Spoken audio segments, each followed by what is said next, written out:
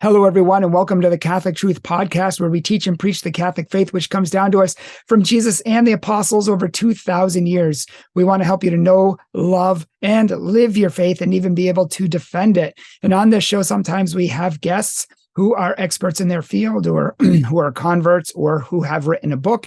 And as you can hear, I've been getting over a sickness for the last 5 days. So finally just getting better and coming back to these interviews. But today we have a very special guest and a very special topic. And it's a very interesting topic because, as you know, or may not know, my wife is pregnant with our second child soon in 2 months. And we have been having a lot of problems with doctors. And in fact, my wife had a lot of womanly issues way back in the day, which made it hard for her to get pregnant and that sort of thing. She had a lot of stomach aches, a lot of health issues, and no doctor could figure out what was wrong with her. I mean, we went to so many doctors, did so many tests, then we went to one Catholic doctor who figured it out in a heartbeat. And after talking to him and a whole bunch of other Catholic doctors, we realized that secular doctors know absolutely nothing or next to nothing about women and their issues compared to Catholic doctors who have the best technology and the best really way of understanding women and their bodies on the planet. So we're going to be talking a lot about this even more because we want women to stop literally, we've told women, don't go to these doctors, go to these doctors instead. And they don't listen and they get hacked up or they get put on birth control. They just get the same 1 or 2 tools that these doctors know, but the Catholic doctors actually can fix you, heal you, help you with almost any and every problem you have as a woman. So in this video, we're going to be talking about how doctors hurt women and how women get hurt in different ways. And to join us today, we have a woman named Sarah Graff. She is a holistic health service and fertility awareness specialist. She specializes in NFP, Boston Cross Check instructor. And she really has the same goal as us. She wants to help women to be healed. She wants to help women to stop being lied to. And this is hard to believe because you'll have to excuse me. It's hard to believe because we think doctors know what they're talking about, and many times they do. But when it comes to women and their health issues, they only have one tool in their toolbox. Oh, you have a headache? Take birth control. Oh, you have irregular cycles? Take birth control. Oh, you have acne? Take birth control. They don't actually fix the problem, and they don't seem to know how to fix the problem. And all of these problems that women have, from infertility in most cases to super 100-day irregular cycles, endometriosis, PCOS, and all these other things can be fixed. And I know because some of them were in my wife's life. And, now we have 2 kids on the way after having a long space of not having kids. So, so anyways, enough babbling for me. I want to welcome you to the show, Sarah, and thank you for joining us today. Oh, thanks for having me. This is a big honor. Yeah, absolutely. Sorry, I get up on a soapbox sometimes because just so many doctors have not helped us. And so many of my friends literally said they would have died if they hadn't gone to the NFP Catholic specialists in the Gianna Center in New York City. And these doctors have helped them to do the impossible. I know. And there are just so many good Catholic doctors, and we have the best technology on the planet with NAPRO technology. So why don't we, before we get into this whole show, before we even get into this, maybe just take a minute to talk about who you are, what you do, and, your goal for women. So my story starts, I was raised Baptist in a very anti-Catholic family, immediate family and extended family. And through a long, long journey, it took me, when I first started, from that moment until coming into the church in 2016, it took me 8 years. And discovering the Catholic Church's teachings on abortion and contraception and human dignity and the human body and marriage and the permanency of marriage, that was the catalyst, along with the Eucharist. I want to talk about both, but the teachings on life and marriage, that was a huge catalyst for me to take another look at the Catholic Church and say, maybe the things I was told as a child are not true. And so in 2015, I read Humane Vitae on my lunch break at work. And I was already very interested in Catholicism. I was reading a ton. I was reading a ton of Scott Hahn's material. I ended up marrying one of his students. But I read Humane Vitae, and that was it. I think I closed my computer and I was like, my search is over. I'm done. And I came into the church the following Easter Vigil. And so, just in case people don't know what Humane Vitae is, it's an encyclical that Pope Paul VI wrote, right? And he basically was a bomb in the church, as Janet Smith says, because this was in the 1960s when, I mean, up until the 1930s, every single Christian in the entire world forever until Jesus believed that contraception and birth control were intrinsically evil and from the devil and hell itself. And then and Luther taught that. Luther and Calvin and Zwingli, all of the reformers were unified in that. And you cannot find a Protestant denomination today that is obeying their own reformers. Yeah, and it was in 1931 that at the Lambert Conference that the Anglican Church made exceptions just in marriage for serious cases. And as Miss Smith says, it didn't take the world long to figure out that if we can get rid of the fear of unwanted pregnancies in marriage, then we can get rid of them out of marriage. And that just opened up a whole world of sexual perversions and sexual indulgence. And one Protestant church after another, the Orthodox churches held the line, while the liberal Protestant churches all fell one by one, starting with the Church of Christ and going down the hill. But then eventually the Orthodox Protestants caved too as well. And everybody looked to the Catholic Church and wondered, hey, are they going to cave? And that's when the Pope wrote the encyclical and just said, no, this has been an intrinsic evil for the history of Christianity. And we're going to, no, it's not from Christ. No Christian believes it. And all of the other churches have compromised. We're not going to. And everyone was like, what? Yep. But Pope Paul VI made 4 predictions that if contraception and the pill were legalized, 4 things would happen. Could you maybe talk about those 4 things? And did they come to pass? Was the Pope right about Humane Vitae? The man was a prophet. So putting Humane Vitae in its historical context is really fascinating. So in 1965, I have some notes here I'm just going to grab. In 1965, the Supreme Court establishes a right for married couples to obtain and purchase contraception. And Humane Vitae comes out in 1968. And Pope Paul says 4 things. There will be a general lowering of morality. Women will be treated as objects. The pill will be used to control women. And people will reject the limits of human nature. And I find that last one to be so chilling, especially today with what's happening with this whole transgender, especially with minors, and just sort of this transhumanist agenda that we're seeing. He's writing this from his standpoint, 1968, right? There's always been birth control. There's people have always understood that there are ways to control birth, but with the advent of the pill specifically, I think it was time for the church to make a very clear response. And this was almost 60 years ago that he predicted all of this. Right. And so you've got Humane Vitae situated right in between 1965, court case about birth control, and 1973 with Roe v. Wade. And so it's just so fascinating to me that this has been sort of a bulwark, right, against this onslaught of secularism and worldliness and sexual immorality. Janet Smith makes the point that the pill was, by early researchers, it was called the divorce pill. So people were noticing that women were going on it.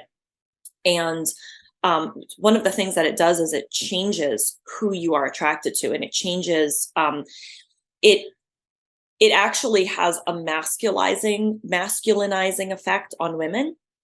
And it has an effect where women are choosing, in a sense, more feminine partners. When women go off it, they almost don't recognize themselves or the person that they are in a relationship with or married to. And you said that's because it changes their hormones and such? And the sense of smell. So our sense of smell is really a big part of who we choose as partners. And didn't so they do an experiment with, I'm sorry, just off the top of my head, didn't they do an experiment with monkeys in this regard? Yes.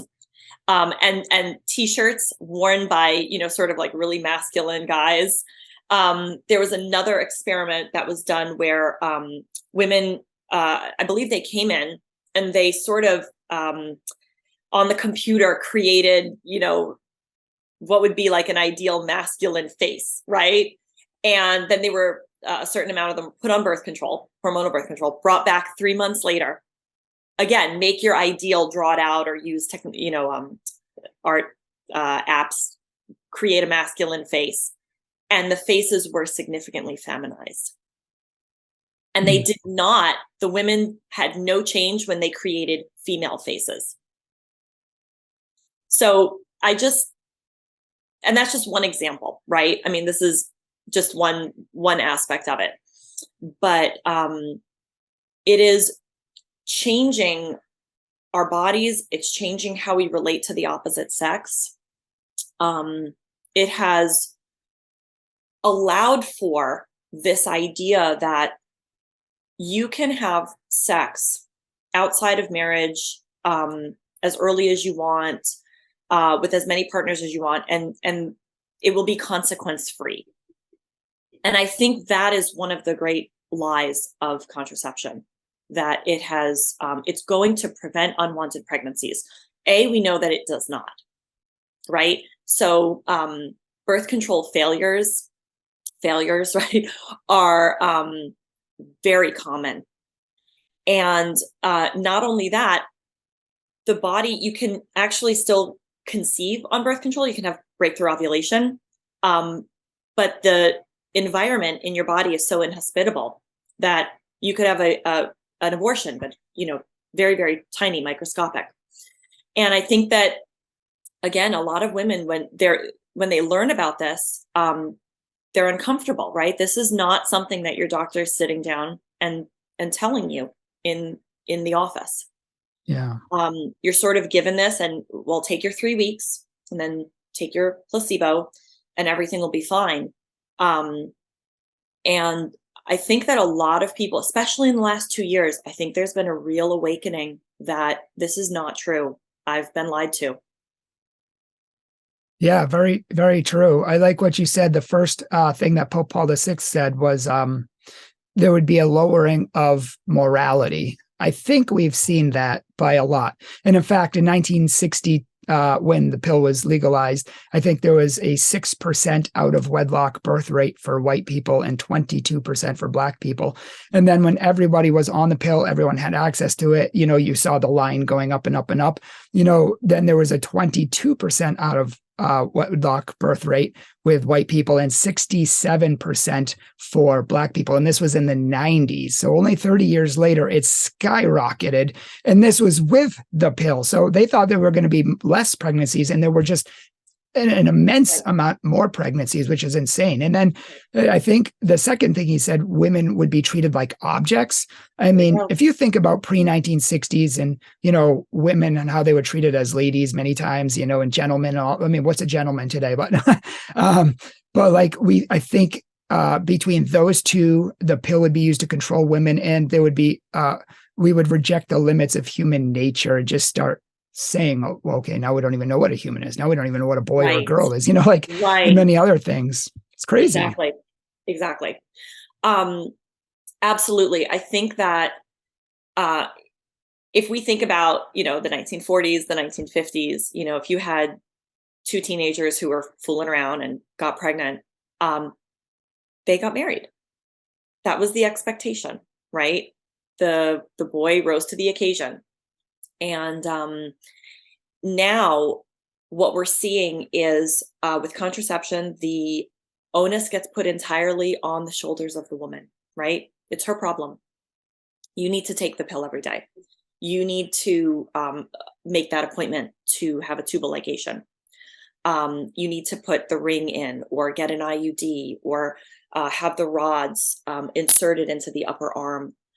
And then if it fails, which it invariably will, it is then the woman's responsibility to go and take care of that next problem, right? Okay, now you have to go and have the abortion, and you have to then, deal with all of the consequences of that. And so it's interesting to me that this thing that was supposed to bring everybody freedom, right? We know, has of course enslaved women. The very gender that was told, you take this and you'll be totally free. And the exact opposite has happened.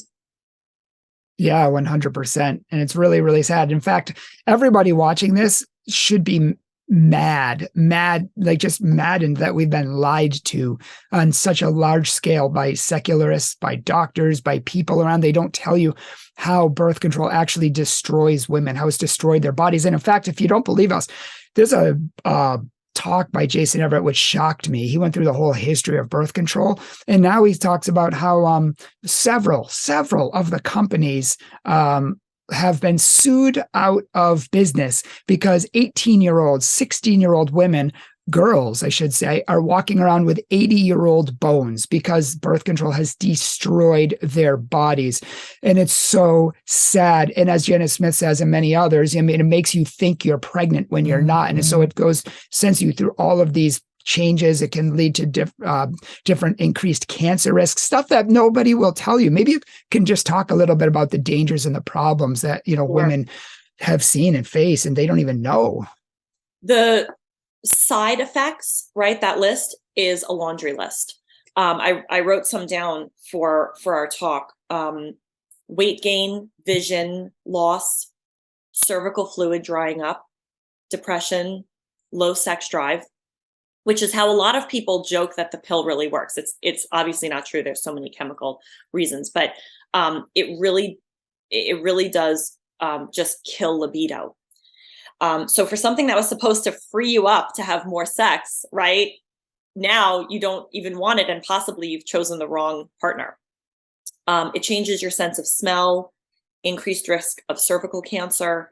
Of course, you could have a microabortion, stroke, blood clots. I mean, if you are a young 25-year-old woman who is smoking and taking birth control, let's say,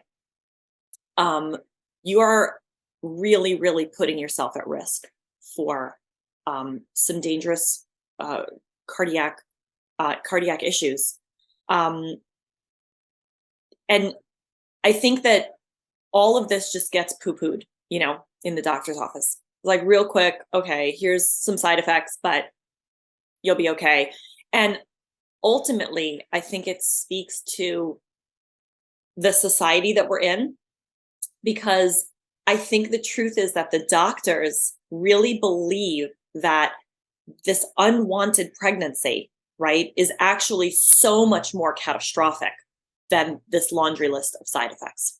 And so even in a medical professional's mind, I think they believe that they are doing a service for humanity. I know this woman could drop dead of a stroke, but she really doesn't want to have a baby. And so, and what is at the foundation of all of this, right, is us just turning away from chastity as a society. Yeah, it reminds me actually of Jason Everett, who went to a birth control conference. He got the documents. It was like 1,000 pages or something. He read it all, and he said at the end, he said during the question and answer time, he said there were some shocking revelations that came out. In fact, people are like, yeah, but can't birth control and pill harm women, or can't they get diseases? Doesn't it not protect against a lot of different things? And the doctors just laughed it off, and they said, oh, we have secondary measures, which they didn't say what that was, but which means like burning stuff off your cervix, freezing stuff in your body, like just crazy stuff that you don't really want to deal with. Of course, abortion would be another one if you had an unwanted pregnancy. And then one person asked a question: if you knew your partner had a disease or HIV, and you were on the pill, or even with a condom, would you, especially with a condom, I think that was the question, would you have relations with them? And not one of them said yes. Like these are the people who are promoting it and saying it's safe, it's effective, it's okay for everybody else, but we wouldn't do it if, if really push came to shove. And that's Sure. really, really scary that it just seems to me like there's so much money to be made in this. It's recommended for everything and everyone, but maybe it's a conspiracy theory. No, I think, so I actually looked into that because I was curious, and I found some data from 2015. What are the, what are the pharmaceutical drugs that doctors are sort of being paid the most to push? And the birth control pill, the family, right? Because there's not just the pill, there's other things. I didn't really see that in the immediate list, but the list was, filled with like blood clotting medicine and diabetes, right? I mean, other big problems that our society is facing. So that wouldn't surprise me if there was financial gain for the doctor, but there's certainly financial gain and often protection for the pharmaceutical company. I tell this story a lot, and my sister has spoken about it publicly, so I know that it's okay. About 12 years ago, my sister was on the NuvaRing, and NuvaRing is has a high failure rate. That's where my story is going. And she found herself pregnant, and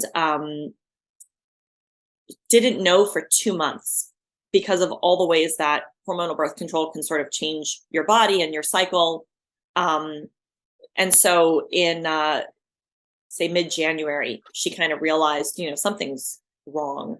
And she went to a Planned Parenthood for help. And they said, sure, we'll help you. We will give you an abortion. And then we'll tell you after the abortion how far along you were. And praise God, my sister walked out.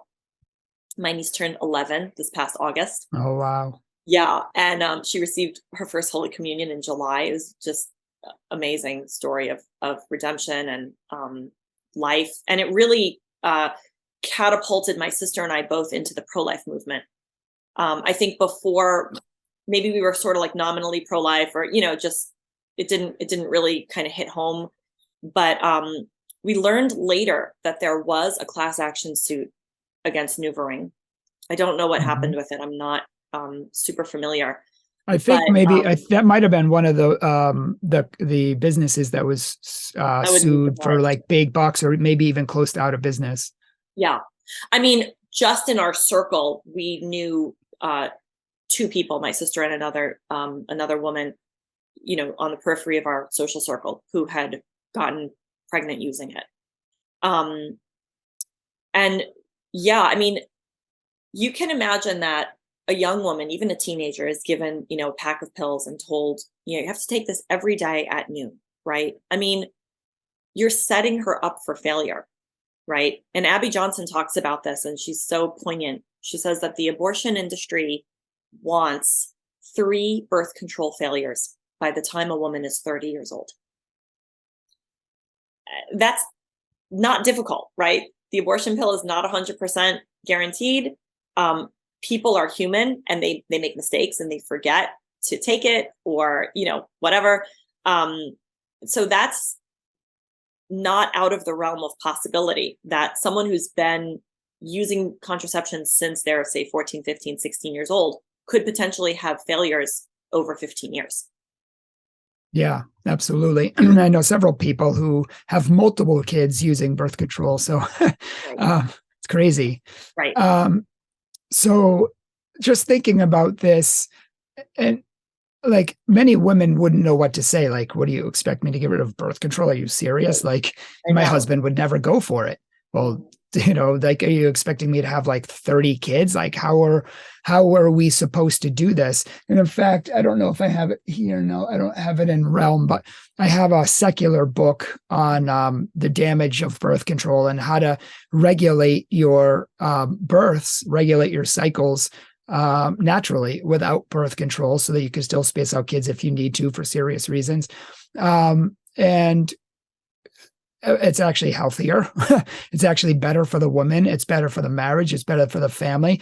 Natural family planning, I guess, which this is called, isn't easy, but it is better. And I know, as Janet Smith says, there's a 2% divorce rate for NFP couples, whereas if for Catholic couples who are contracepting, they have the same divorce rate as the rest of the country. It's really, really sad. But if we do things God's way, our marriages are better. We're happier.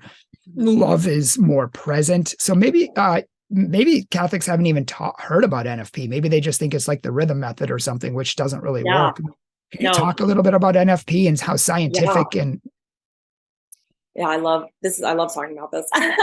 So a lot of people knock the rhythm method and it's not accurate, but for its time, it was pretty awesome. And to go from sort of having nothing to having the rhythm method, it was that next step, right? I mean, it's not true. It's not, I had a unfortunate discussion with someone the other day who was kind of coming at me and, NFP is the rhythm method. And it's just not. I don't know how else to say that. That's not an accurate statement.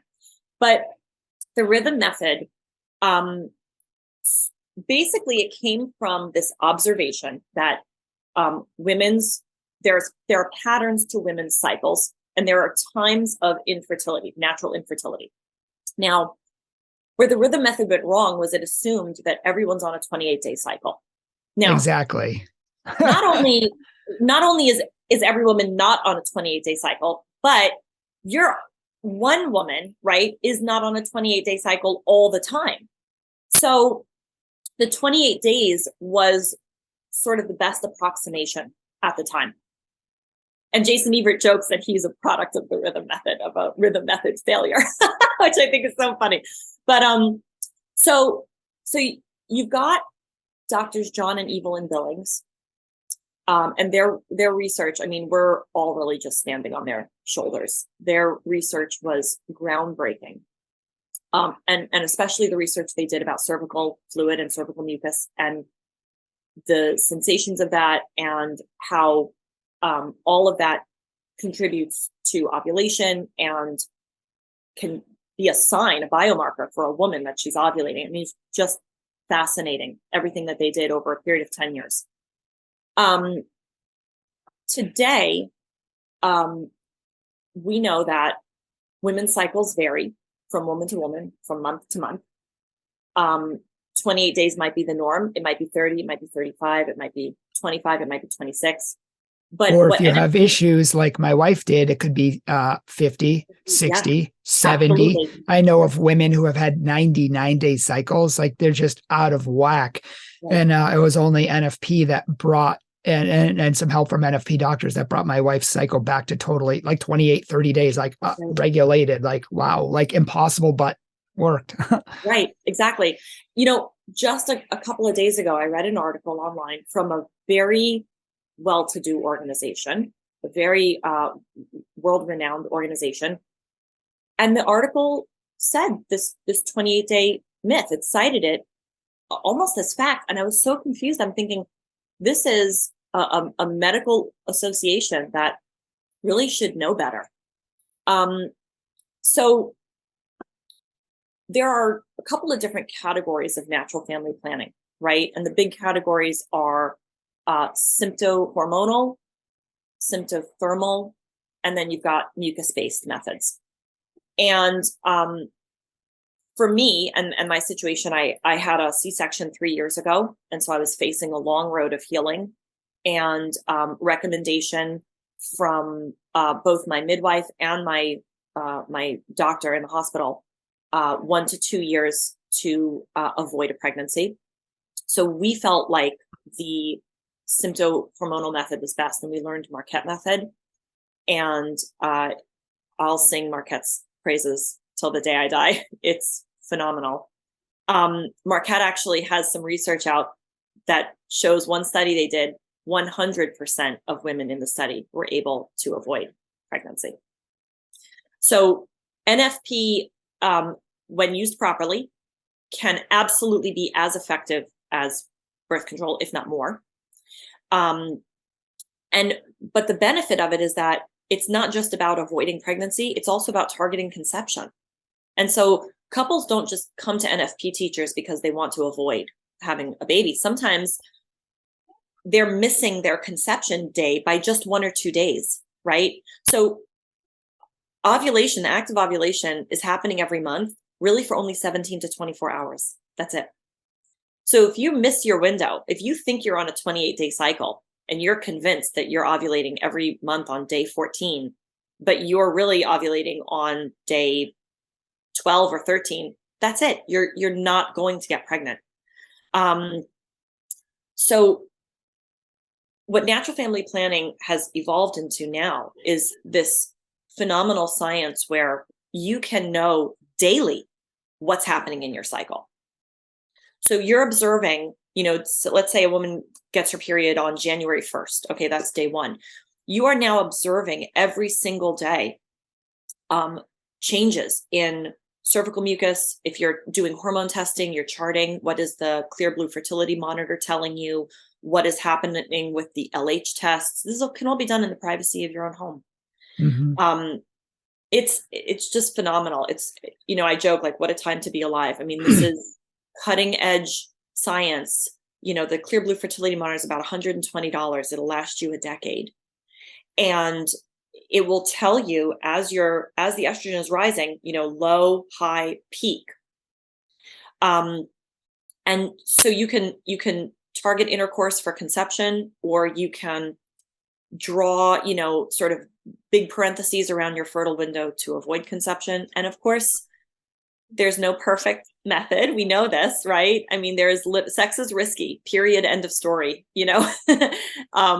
but with NFP, you can discern, you can pray, you're with your spouse, you're making decisions month to month. You don't have to say, well, I'm sterilizing myself and now I'm done. I have no more options. This is a constant conversation with my husband and I. What's amazing to me is that, sorry, my little daughter was trying to come in. Oh no, mine probably will also. What's amazing to me is, we used a little bit of an older method, the symptothermal method. Yeah. We liked it because, so basically, women, you can prevent getting pregnant if you need to, like if you have a C-section like she did, or like my wife did, or if we have major medical issues like at the beginning of our marriage like we did, and you can actually get pregnant a lot easier, like so many women have. So, but also it can help you know your body, and it can help your husband understand you and know your body, and it's such a beautiful thing in that regard. And in fact, so many women have had diseases and major illnesses that only came out through observing their bodies. It couldn't be detected any other way. The doctors didn't know it was there. And it came out, and they went to the doctors, and they had these major things that would have been really bad for them. But NFP actually, in that sense, saved their life, because you really get to know your body well. So the symptothermal method, if people don't know, is there's multiple ways, kind of safeguards and checks. But basically, my wife just takes her temperature every morning, marks the temperature, and you can tell just by the temperature when you're fertile and when you're not.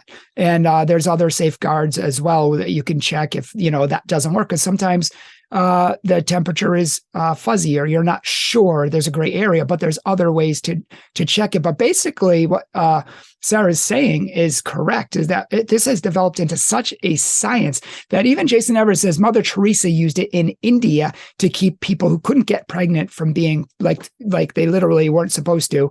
And she had like a 99.00000 like 96 success rate. So basically almost 100% success rate. So this does work if you use it, but it's so much more beautiful than just neutering your wife, treating her like a sex object, just like you could get sex anytime. Let's just do it, like, no, this is about us. It's about our family. We're not putting anything between us. We're giving ourselves completely and totally to each other without, and as Janice Smith says, putting this barrier, of war between us, like, Right. Gotta get my barrier in place, like, no, we give our whole selves, even our sexuality, to each other. Even in NFP, you give your whole self and you don't put anything in place.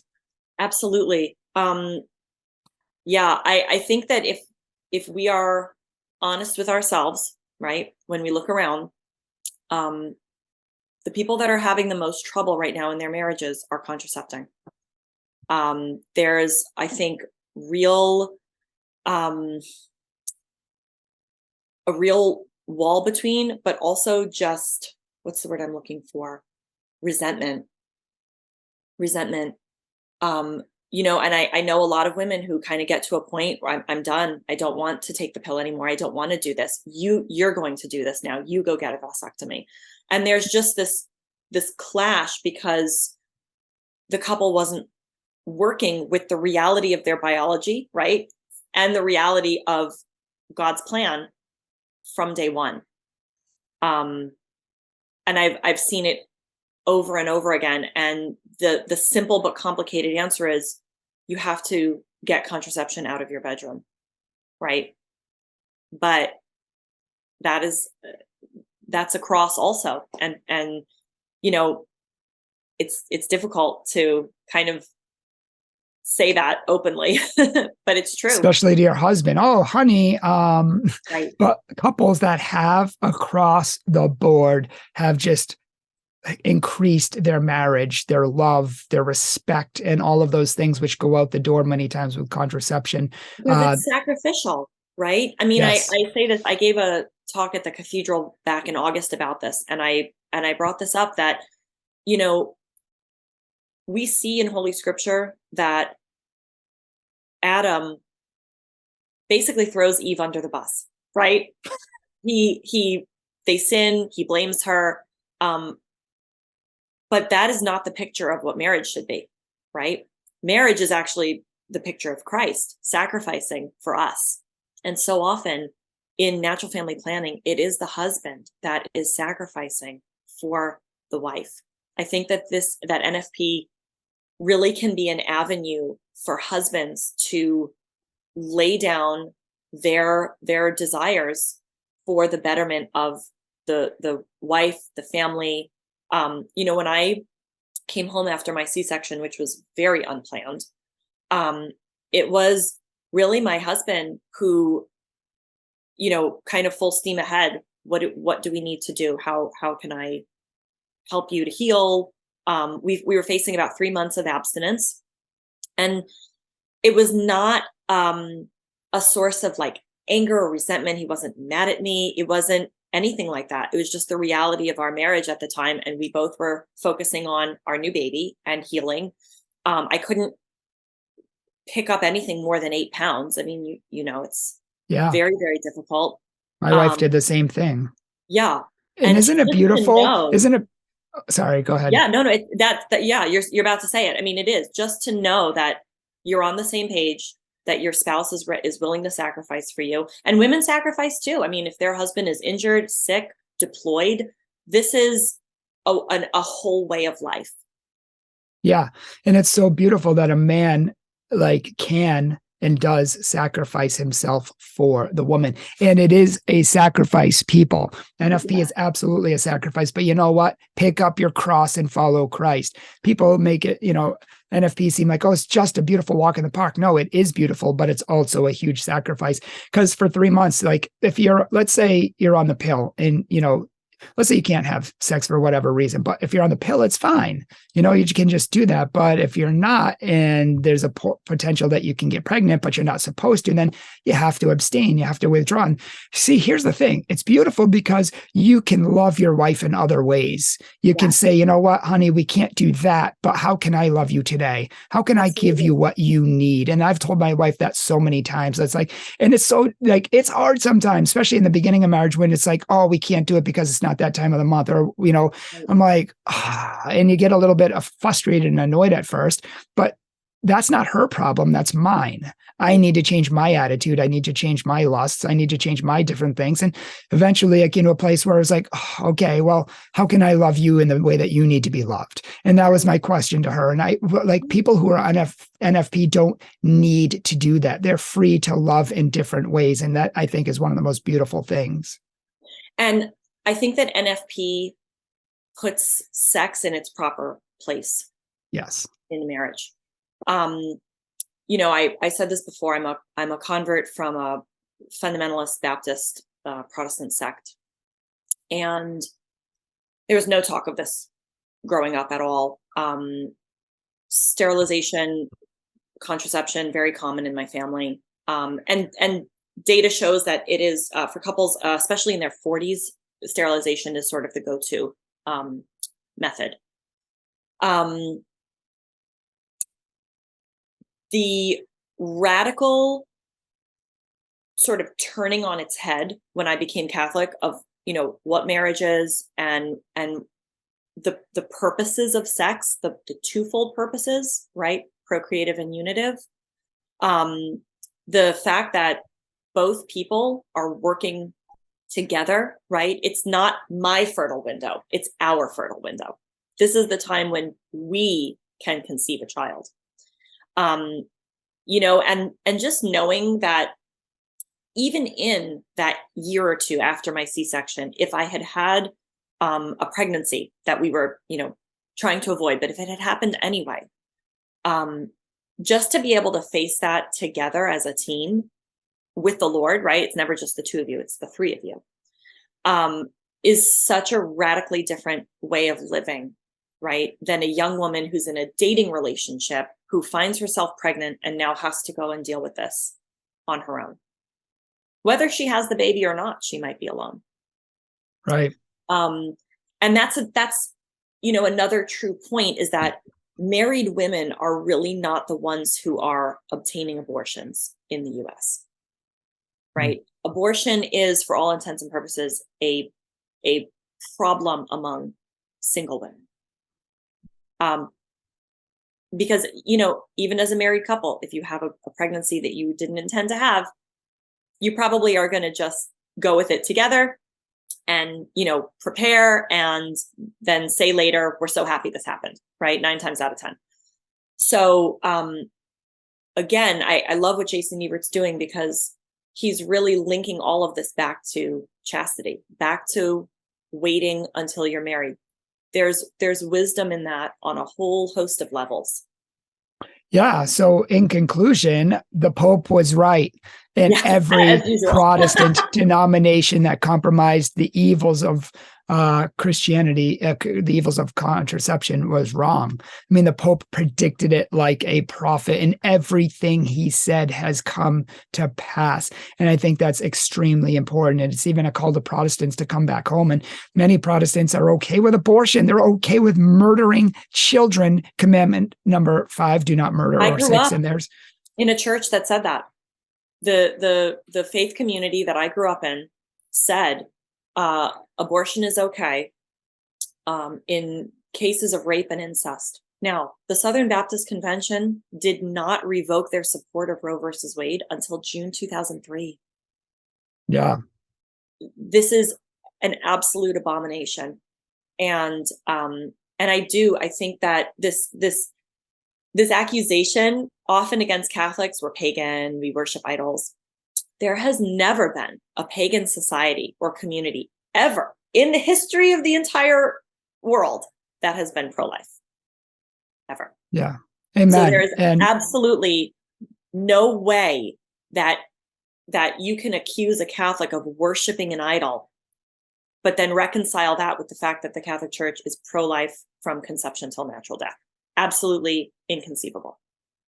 Yeah, it's just really sad that Protestants have been so pro-death, and that's not an affront or an attack on them. It's just the reality. They've been pro-death because they were like, oh, well, I just did an interview with 2 Seventh-day Adventists who said until like 2015, their official position was pro-abortion, contraception, sterilization, all of that. And even now it still mostly is, but there are many SDA pro-lifers because this one convert to the Catholic faith became pro-life and started changing the Seventh-day Adventists. But the mindset is, well, pro-life, that's a Catholic thing. Catholics do that. We don't want to have anything to do with Catholics. It's their hate and their spite is so bad that they're even willing to break God's commandments, which should show you something's wrong in the first place.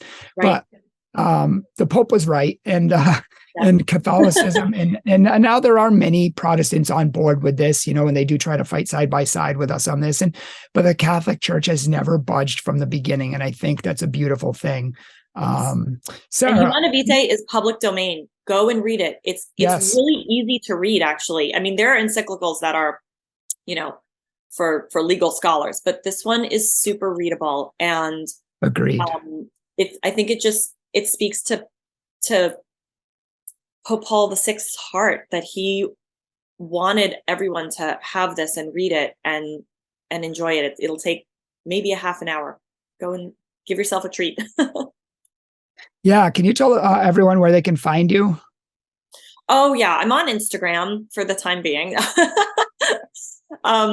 So I have 2 pages. I have my piano, Serigraph Piano. That's my full-time life. I'm a music director here in the Diocese of St. Pete. And I've started a new page to talk about this called Ditch the Pill. And just getting the message out that NFP, it's wonderful, it's life-changing. It can be trusted in different seasons, whether you're a single woman, if you have a teenage daughter, if you are newly married and you're trying to avoid or trying to conceive, if you're perimenopausal. I just actually took on a perimenopausal client, and there's, that's also sort of a new phase, because the research on NFP is new. And so the women who are now entering their late 40s, early 50s, right? But I'm excited for the science to come out about that. And I think it's going to just get better and better over the next few years. Amen. Yeah, absolutely. And thank you so much for sharing your wisdom with us. And thank you for coming on our show. I also want to thank our listeners. I'm going to link her information down below in the description notes. If you would like Sarah to come talk at your church or your parish, or if you would like her to write an article for your organization, please check her information out down below. Follow her on Instagram, and make sure to get the word out there about her, because she's really trying to help women who are being hurt, and she does not want them to be hurt. She wants to help them. So, if you would like to bring her in, please check out this the description section below. And if you would like to check out our mugs or our shirts and our merch, or anything else, please see that in the description section below also. And of course, this video will absolutely not be monetized, like so many of ours are not, but we preach the truth anyway. So if you would consider becoming a patron, even $10 a month, $20, $30, $40, $50 a month, to help us continue to reach millions of people with the truth that the media and the secular society will not give, that would be super helpful for our work and for reaching millions of women and men alike. Thank you all for watching, and God bless you.